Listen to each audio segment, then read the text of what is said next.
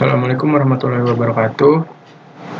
Kepada yang terhormat Bapak dan Ibu dosen yang sedang menyaksikan seminar proposal saya pada hari ini,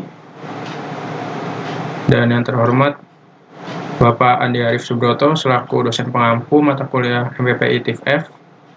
Pertama-tama, saya ingin mengucapkan puji dan syukur kehadirat Allah Subhanahu wa Ta'ala, karena dengan rahmat dan hidayahnya saya bisa di sini untuk mempresentasikan proposal mengenai skripsi saya yang berjudul Aplikasi Pencatatan Keuangan Keluarga Berbasis Android. Untuk agendanya di sini terdiri dari 4 bab, yaitu yang pertama ada pendahuluan, landasan kepustakaan, metodologi, dan bagian referensi. Untuk yang pertama yaitu bagian pendahuluan, di mana bagian ini terdiri dari latar belakang, rumusan masalah, tujuan, manfaat, dan batasan masalah. Mengapa saya ingin membuat proposal skripsi ini? Ada 4 latar belakang yang melatar belakangi saya membuat judul skripsi ini. Yang pertama adalah, kita semua tahu bahwa keuangan merupakan salah satu faktor yang paling penting bagi kehidupan manusia. Karena baik langsung maupun tidak langsung, keuangan mempengaruhi jalan hidup kita, di mana kita dapat hidup karena adanya uang. Dan uang sendiri merupakan hal yang penting untuk keberlangsungan hidup, entah itu untuk kebutuhan pangan, sandang, dan papan, sehingga merupakan salah satu faktor yang paling penting. Lalu untuk latar belakang yang kedua, yaitu perencanaan terstruktur mengenai keuangan dapat meningkatkan efisiensi pengeluaran dan meminimalisir kesalahan. Maksudnya di sini adalah dengan perencanaan yang baik, kita dapat meningkatkan efisiensi dalam pengeluaran dan mengatur pemasukan dan meminimalisir kesalahan saat melakukan transaksi maupun pencatatan secara umum. Lalu kita semua tahu bahwa teknologi sekarang sudah begitu maju dengan pesat dan mendominasi lini kehidupan kita. Dengan perkembangan teknologi yang telah berkembang saat ini, kita tidak bisa terlepas dengan teknologi itu sendiri. Dan dari berbagai teknologi yang ada, salah satu platform teknologi yang paling populer yaitu Android.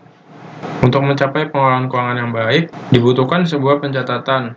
Nah, pencatatan tersebut apabila kita gunakan buku biasa, memiliki risiko untuk terjadinya kerusakan jika terdiam dalam waktu yang lama, dan juga dapat rusak apabila terkena air dan sebagainya. Oleh karena itu, alangkah baiknya membuat suatu aplikasi pencatatan berbasis Android agar tidak rusak seperti jika kita menulis catatan keuangan di buku. Selanjutnya yaitu rumusan masalah. Dalam permasalahan di proposal saya kali ini, yang akan dibahas dalam penelitian ini adalah yang pertama, bagaimana membuat aplikasi Android untuk pencatatan keuangan keluarga. Dan yang kedua, bagaimana mengimplementasikan SQLite dalam menyimpan basis data pencatatan keuangan secara lokal. Untuk tujuannya sendiri akan menjawab dari rumusan masalah yang telah saya sebutkan sebelumnya, yaitu yang pertama membuat aplikasi Android untuk pencatatan keuangan keluarga. Yang kedua adalah mengimplementasikan SQLite dalam menyimpan basis data pencatatan keuangan secara lokal. Untuk manfaatnya sendiri diharapkan bagi penulis, pembaca, dan pengguna akan mendapatkan manfaat yang dapat dirasakan secara langsung maupun tidak langsung. Untuk batasan masalahnya, yaitu pada perancangan aplikasi mobile, dan yang kedua pada implementasi basis data lokal menggunakan SQLite. Untuk bab kedua akan menjelaskan mengenai landasan kepustakaan, di mana terdiri dari teknologi mobile dan atribut komponen mobile. Yang pertama yaitu teknologi mobile. Menurut Kraleva pada tahun 2017, teknologi mobile sangat erat kaitannya dengan gaya hidup modern. Dan pada teknologi mobile sendiri, seperti yang telah saya sebutkan sebelumnya, beberapa platform yang ada dan salah satu yang paling populer yaitu Android. Dan satu lagi kita akan membahas mengenai penyimpanan lokal SQLite. Yang pertama adalah Android. Android merupakan sistem operasi dengan market share tertinggi di dunia dengan angka 82,8% menurut penelitian dari Marzak dan Abdelbaki pada tahun 2016. Memperkuat argumen saya pada bagian latar belakang di mana Android merupakan platform yang paling populer di dunia, maka untuk mencapai target yang lebih luas, kita dapat menunjukkan aplikasi ini terkhusus pada platform Android. Yang kedua adalah penyimpanan lokal SQLite. penyimpanan lokal SQLite merupakan salah satu jenis penyimpanan di Android. Karena di Android menawarkan beberapa jenis penyimpanan yang dapat dieksploitasi sesuai kebutuhannya menurut Marzak dan Abdelbaki pada tahun 2016. Lalu selanjutnya akan membahas mengenai atribut komponen mobile. Komponen aplikasi adalah blok bangunan penting dari aplikasi Android, di mana pada atribut sendiri akan saya jelaskan mengenai komponen aplikasi Android dan model penyimpanan data Android. Yang pertama yaitu komponen aplikasi Android, dan bersumber dari Marzak dan Abdelbaki pada tahun 2016. Aplikasi Android sendiri terdiri dari 7 komponen, yaitu yang pertama auto-generated Java files, berupa file Java yang sudah tergenerasi atau telah dibuat secara otomatis. Lalu ada juga main view class, di mana merupakan kelas main tampilan.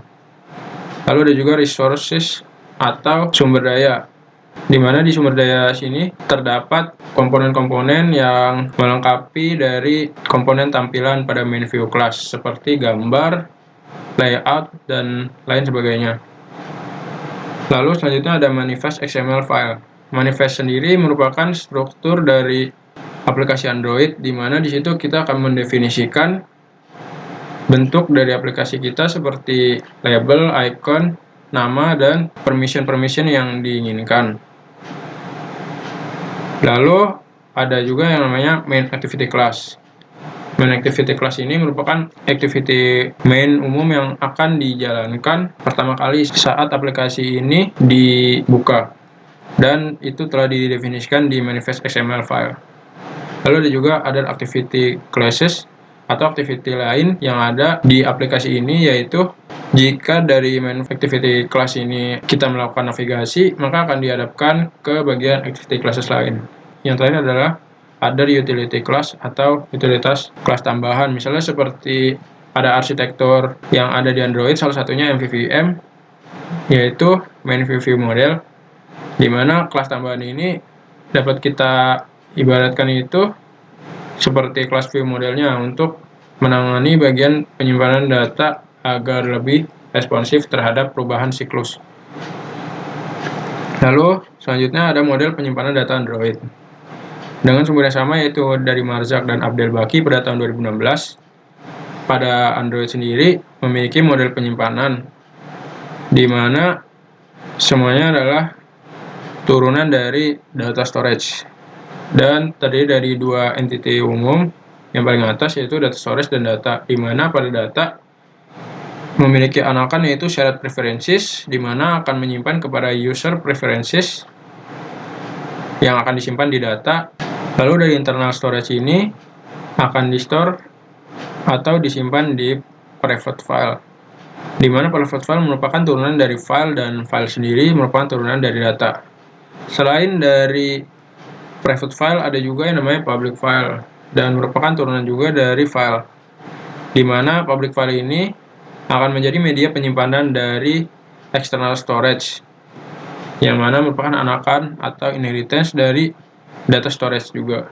Dan yang terakhir, data storage memiliki inheritance atau anakan database storage, di mana menggunakan SQLite dan akan menyimpan pada struktur data atau yang biasa kita ketahui seperti penyimpanan pada database pada umumnya, di mana merupakan turunan dari data juga.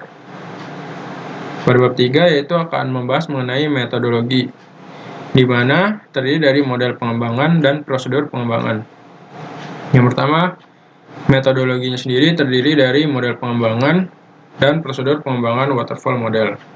Yang pertama yaitu model pengembangan. Model pengembangan yang akan saya pakai yaitu SDLC waterfall. SDLC di sini merupakan software development lifecycle, dan waterfall merupakan salah satu framework yang ada untuk mempermudah pembuatan perangkat lunak. Mengapa saya menggunakan waterfall? Ini semua karena spesifikasi kebutuhan sudah lengkap dan jelas, menurut Dihin Muriatmoko pada tahun 2019. Lalu yang kedua yaitu prosedur pengembangan waterfall model. Pada waterfall model yaitu model waterfall SDLC yang akan saya pakai pada pengembangan perangkat lunak kali ini terdiri dari 5 tahapan. Yang pertama yaitu requirement engineering atau rekayasa kebutuhan, merupakan sebuah proses pengumpulan dan penetapan kebutuhan. Jadi di sini kebutuhan-kebutuhan yang ada akan saya kumpulkan untuk kemudian ditetapkan sebagai kebutuhan dari perangkat lunak ini. Yang kedua yaitu desain, adalah proses penerjemahan kebutuhan ke dalam sebuah rancangan. Yang ketiga yaitu implementation atau implementasi, adalah proses penerjemahan desain menjadi kode program. Yang keempat yaitu testing atau pengujian, adalah proses pengujian terhadap aplikasi yang sudah dibuat. Yang terakhir adalah maintenance atau pemeliharaan, yaitu merupakan proses pemeliharaan yang menangani kesalahan yang tidak ditemukan pada bagian testing atau pada bagian sebelum-sebelumnya. Yang pertama akan membahas mengenai requirement engineering. Requirement engineering atau rekayasa kebutuhan sendiri adalah proses menetapkan layanan untuk memenuhi kebutuhan dan user dan menetapkan batasan dari sistem. Metode-metode yang biasa dipakai ada banyak, dan salah satunya yang akan saya pakai di sini yaitu menggunakan wawancara dan survei. Yang kedua adalah desain. Seperti yang telah saya jelaskan sebelumnya, desain adalah penerjemahan dari kebutuhan menjadi sebuah rancangan model. Model sendiri adalah penyederhanaan representasi dari sesuatu. Metode dalam pemodelannya dapat menggunakan beberapa model. Dan pada kali ini kita akan menggunakan use case diagram, use case scenario, dan class diagram. Selanjutnya implementation atau implementasi, yaitu penerjemahan desain menjadi kode program. Untuk membuat aplikasinya sendiri, yaitu saya akan menggunakan Android Studio. Selanjutnya adalah testing, yaitu pengujian terhadap aplikasi yang telah dibuat. Proses ini memastikan apakah fungsionalitas sistem telah berjalan dengan baik. Di sini saya akan menggunakan alpha beta testing atau AB testing dengan alpha user yaitu anggota keluarga yang pasti teknologi, dan beta user yaitu anggota keluarga yang hanya sekedar tahu teknologi secara umum. Yang terakhir adalah maintenance. Maintenance atau pemeliharaan adalah proses pemeliharaan dan menangani kesalahan yang tidak ditemukan pada tahap-tahap sebelumnya. Untuk maintenance akan dilakukan pemeliharaan secara berkala berupa pengecekan fungsionalitas sistem setiap 6 bulan atau jika terdapat laporan mengenai bug. Untuk referensinya sendiri, saya ada 10 referensi. Cukup sekian dari saya, kurang lebihnya mohon maaf. Terima kasih. Wassalamualaikum warahmatullahi wabarakatuh.